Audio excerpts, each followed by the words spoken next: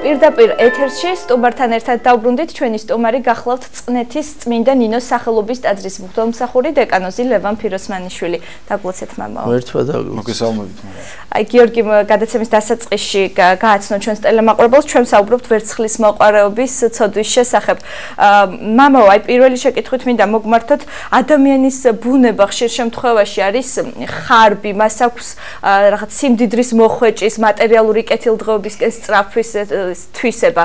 ძალიან ბევრ ადამიანს აქვს ეს თვისება და აი რამდენად დიდი ცოდვა, როდესაც ადამიანი მხოლოდ მატერიალური კეთილდღეობისთვის ზრუნავს და აი ნაკლებად აქცევს ყურადღებას თავის სულიერ მდგომარეობას და რამდენად აშორებს ეს ვერცხლის მოყვარეობის ცოდვა ადამიანს უფლისგან.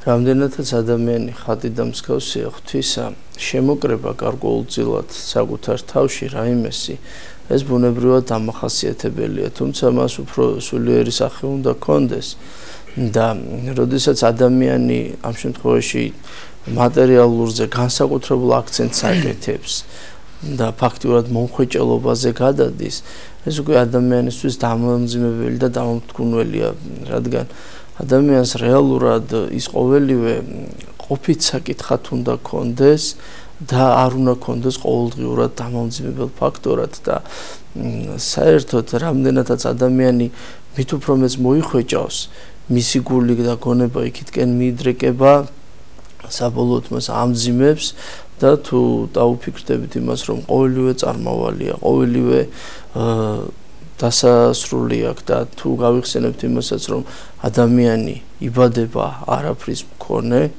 და ასევე არაფრის მქონე მიდის, გავიხსენოთ ალექსანდრე მაკედონელის ცხოვრება, რომ ადამიანმა რომელმაც თითქმის მაშინდელი მსოფლიო დაიპყრო, მან დატოვა მარჯვენა ხელი გაშლილი, რომ არაფერი მიქონდა.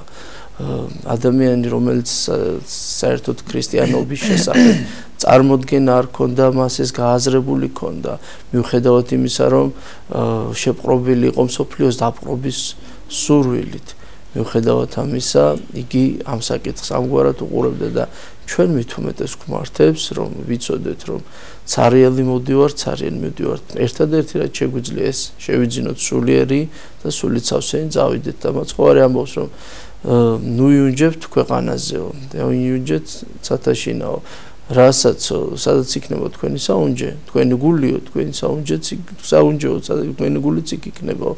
შესაბამისად, როდესაც ადამიანი ქვეყნიერზე მეტისმეტად იქნება მიდრეკილი და დაქვემდებარებული, ის ზეციურს მოკლებულიც იქნება.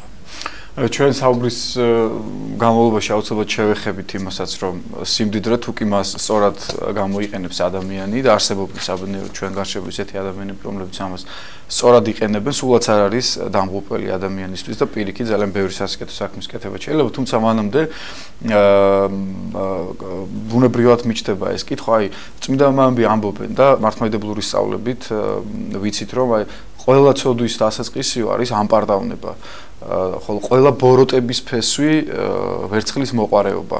ანუ საკმაოდ ყურადსაღები სიტყვებია, ხო და უფრო ნათელი რო იყოს და გასაგები, აი რა ცოდვების გამომწვევი შეიძლება გახდეს ვერცხლის მოყვარეობისკენ და სიმდიდრისკენ ზოგადად მიდრეკილება ადამიანისათვის.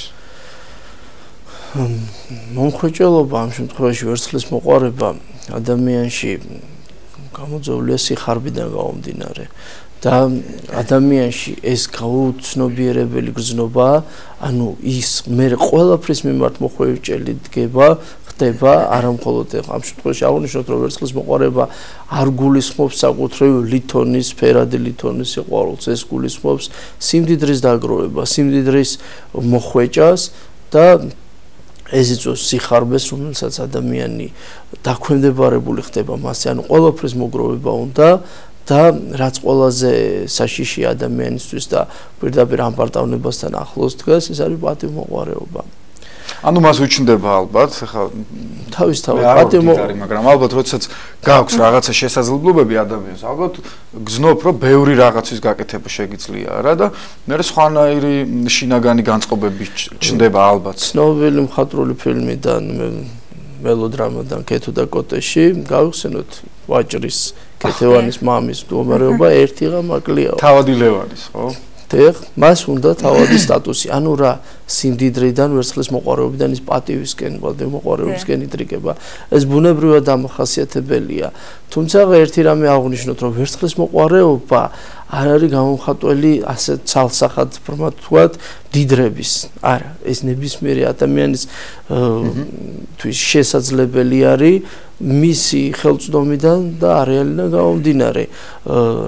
რა მნიშვნელობა აქვს, რა გულით, რა რაოდენობით შეძლებს ადამიანი რაღაცის მოხვეჭას, თავარია რა განწყობა არის მაშინ. შეიძლება ერთი ნივთი იყოს მისთვის რაღაც საინტერესო და ყველაფერი გააკეთოს ამ ერთი ნივთის ხელში ჩაგდებით. გრიგოლ ხანძთელის ცხოვრებას, როდესაც მასთან მონასტერში ერთ-ერთი დიაკვანი მიდის, მან ყოველივე ქონება წარაგო და შეწირა მონასტერს, განაბნია გლახაკებში, მხოლოდ ერთადერთი ის რაც ღვთისმსახურებისთვის საჭირო იყო, მან შეიძინა სადიაკვნე შესამოსელი.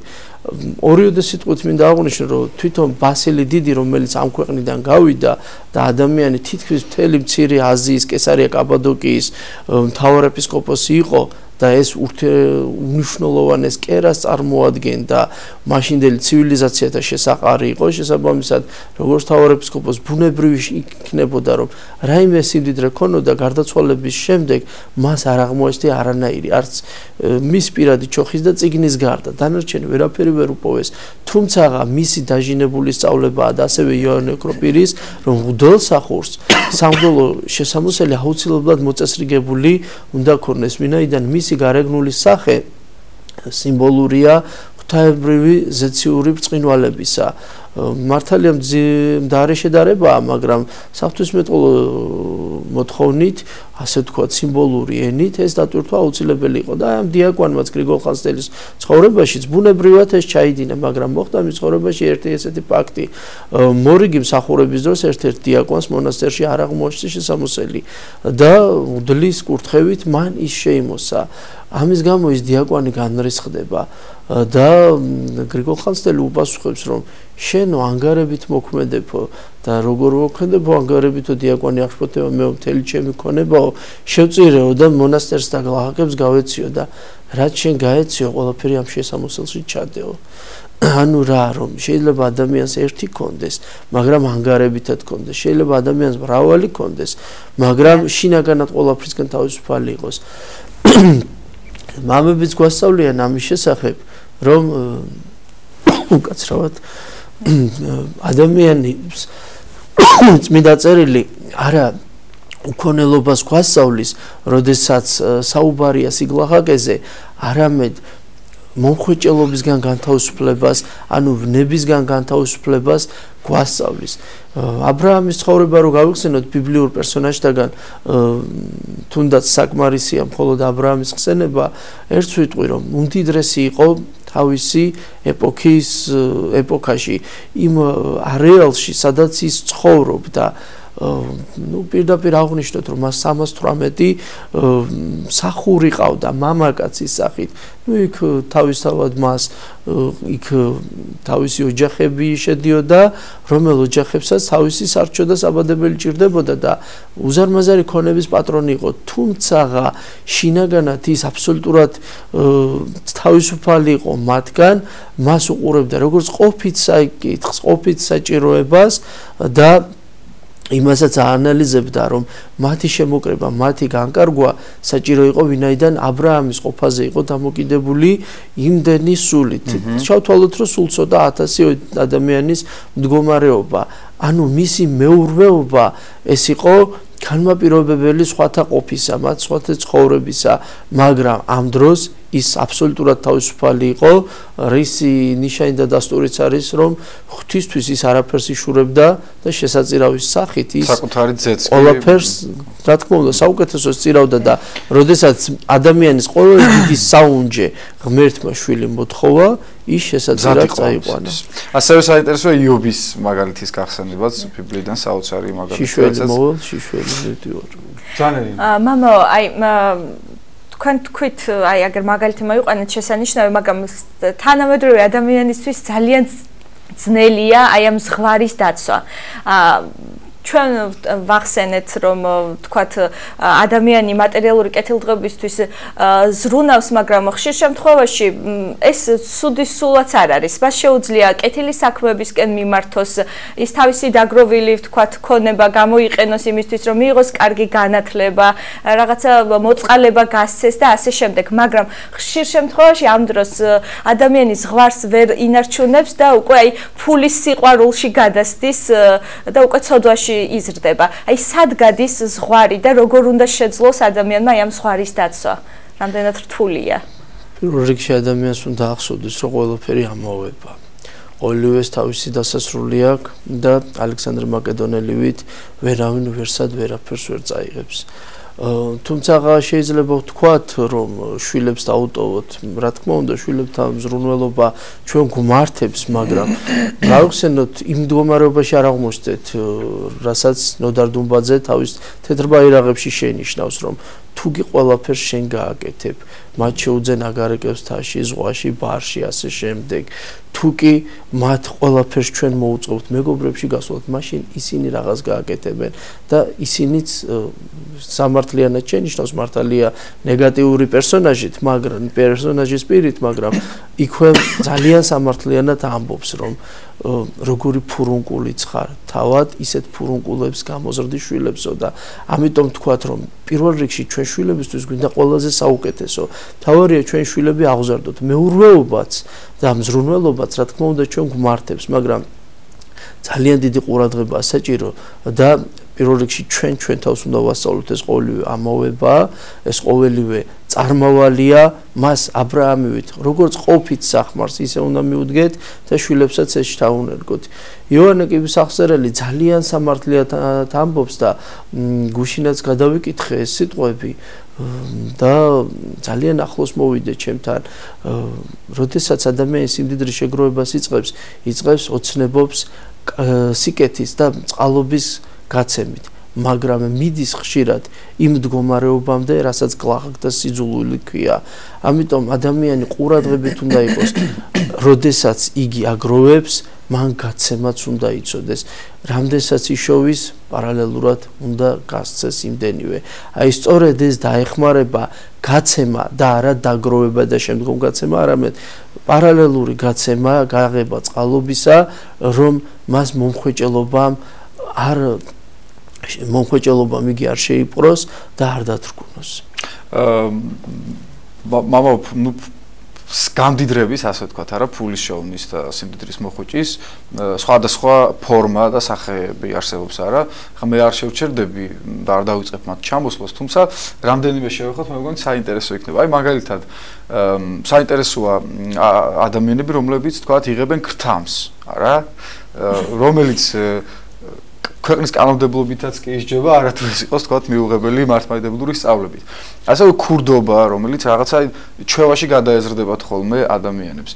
აი ეს რამდენად საშიშია, ანუ ერთია, როდესაც თქვათ რაღაცა პატიოსანი გზით მდიდრდები და არის საშიშროება, ჩავარდა იმ მდგომარეობებში, რაზედაც ახლა ჩვენ ვსაუბრობდით, და არის მეორე ეს ფორმა, ანუ ხშირად ჩვენზე უკეთეს პირობებში არიან, ანუ მათი ცხოვრების პირობები გაცილებით უკეთესია ვიდრე სხვისა, მაგრამ მაინც აქვთ ეს რაღაცა შინაგანი მიდრეკილება იმისკენ, რომ მაინც და მაინც არასწორი გზით უნდა მოიხვეჭონ სიმდიდრე. ცოტა მიჩვევა იცის. ხო, ანუ ჩვევაში გადადის ალბათ. პირველ რიგში ერთი ესეთი რამ აღვნიშნოთ, მაშინ საერთოდ ზოგადად როგორ ვიპოვოთ ზღვარი ა ブラ მდგომარეობასა და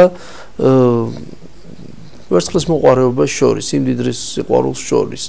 ერთი რამ აუცილებლად უნდა აღვნიშნოთ, რომ ა ブラ უყურებდა ამ ყველაფერს როგორც ყოფით საკითხს, ხო? მაშინ ჩვენს დაუგვირდეთ, შევიძინოთ ის ყოველივე, თუ კი აქ ადამიანს, ხო? ის რაც მის ცხოვრებისთვის აუცილებელია, საჭიროა ყოფით ცხოვრებაში, მაგრამ როდესაც ჩვენ ფუფუნებას ვეტანებით, სწორედ იქ გვაქვს უკვე მახედაგებული ჩვენ სიმდიდრემ უკვე დაგვიმონა.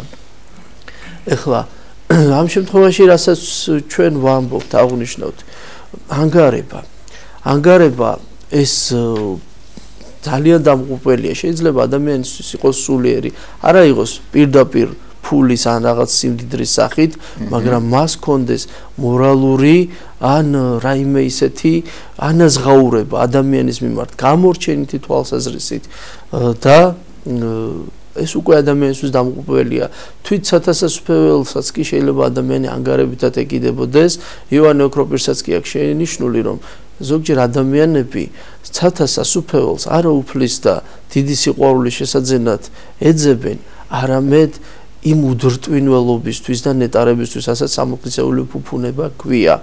ანუ მათ დაუშლელობის სინდრომი ამოქმედებთ, მათ შიში აქვთ გარკვეული სატკივარისა და შესაბამისად ისინი იმის გამო რომ ღვთის თვალში მადლი მოიპოვონ, ანუ სამოთხეს ეძებენ და ამის გამო ასრულებენ საფრთხეებს, მაგრამ რეალურად შინაგანად მათ უფრო ედემის ბაღი უნდათ და არა სულიერი სათასასუფეველი. გრძნობადი მშვენიერება უნდათ და არა სულიერი. ქურდობა მით უმეტეს და მიტაცება თლად დამღუპველი არის.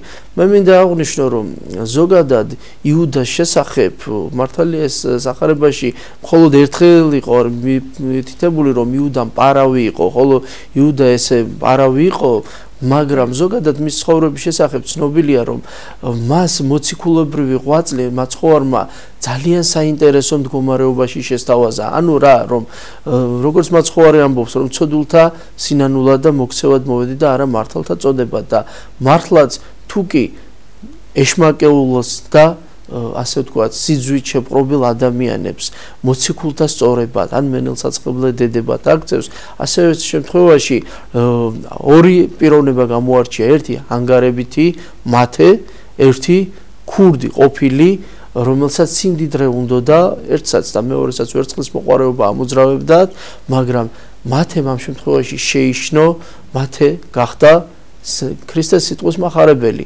და მან დაგვიტოვა ისეთი ბრწყინვალე საუნჯე, რომელსაც ქვია სახარება. ამას დიდი საუნჯე არაფერია და რეალურად აღნიშნოთ, რომ არა შინაგანად მათეს მოციქულებრივი მოღვაწეობა და გარკვეულ ასპექტში საჭიროება შეიძლება ჩვენ ზოგადად წიგნი არ ვქონოდა, ვინაიდან წმინდა წერილს მიზეზი არის წარმოქმნის მიზეზი გარკვეული ეპისტოლარული ან ქადაგებითი საჭიროება და მათე ამ შემთხვევაში ესეთ მოციქულად მოგვევლინა, გარდაქმნა და გარდასახვა მოხდა მასში.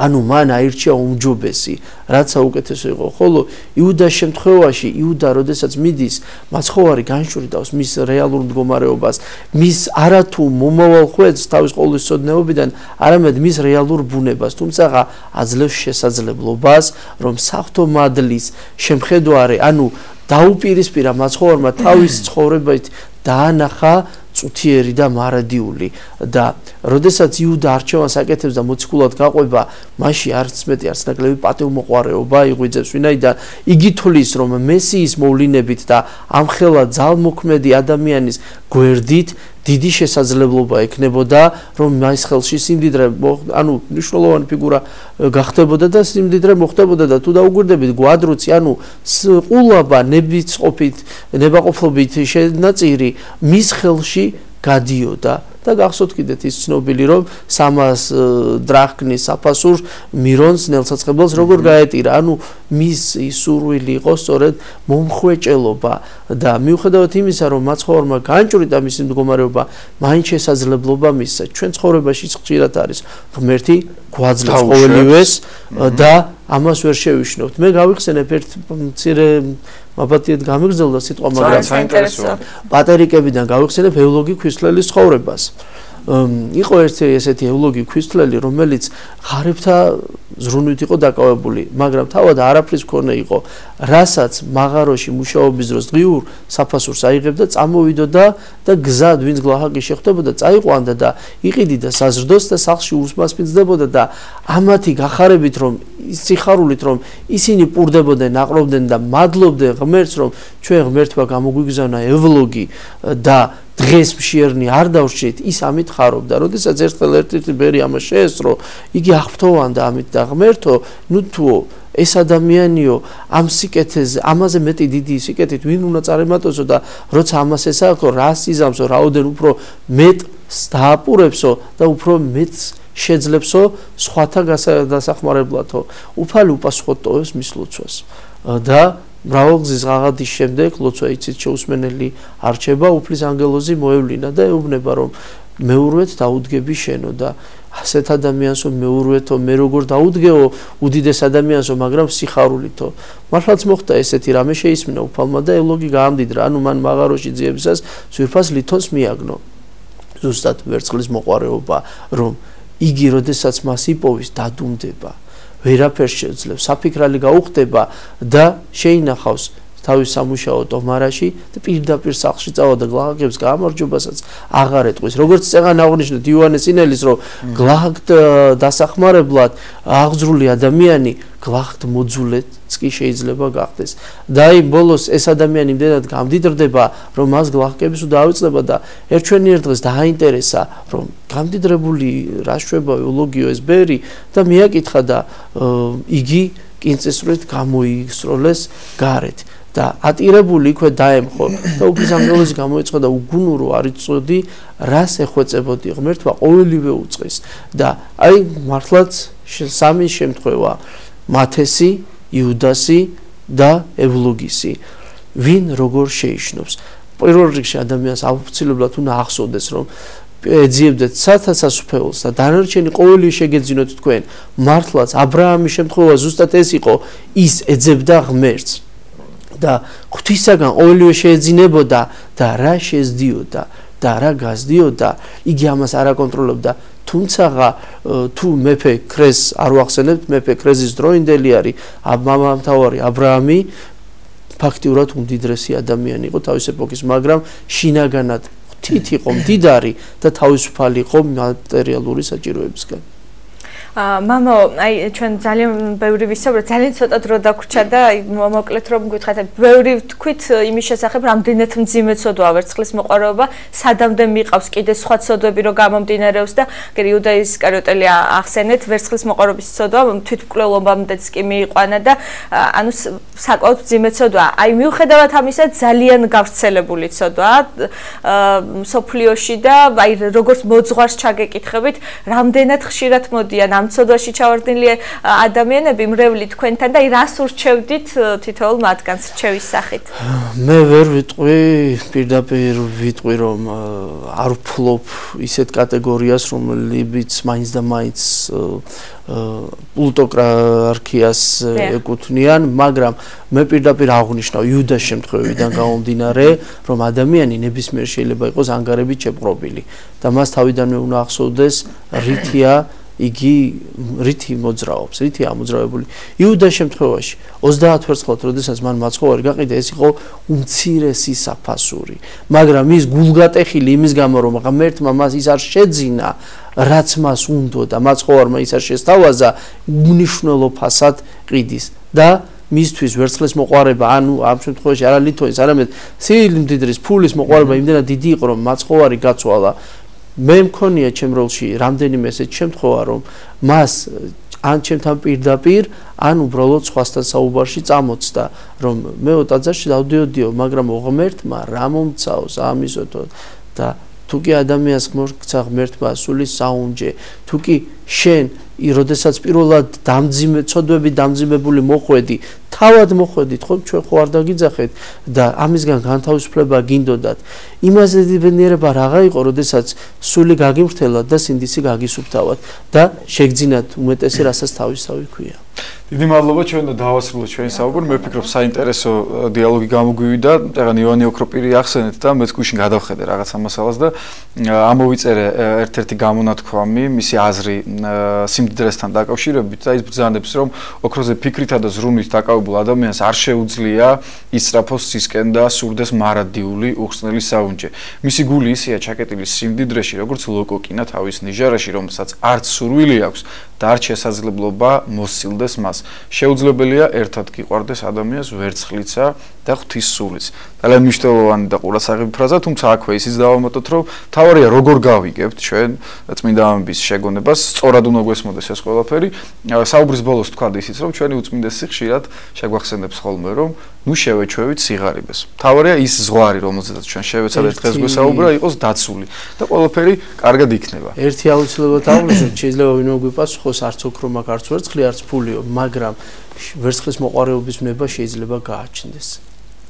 ასე რომ ის პატერიკიც, რაც თქვენ წაღან გაიხსენეთ, როდესაც მაღაროში მიაგნო ოქროს, შეიძლება დაადუმოს სიმდიდრემ და ისე რომ მოკლედ დავბრუნდებით ჩვენ პირდაპირ ეთერში ლოცვის შემდეგ, დაგველოდეთ ძალიან საინტერესო სტუმარი, ექიმი, ოფთალმოლოგი ქალბატონ ნინო თხელიძე იქნება ჩვენი გადაცემის სტუმარი და თვალთან დაკავშირებულ პრობლემებზე, მათი დაძლევისა და მკურნალობის გზებზე ვისაუბრებთ.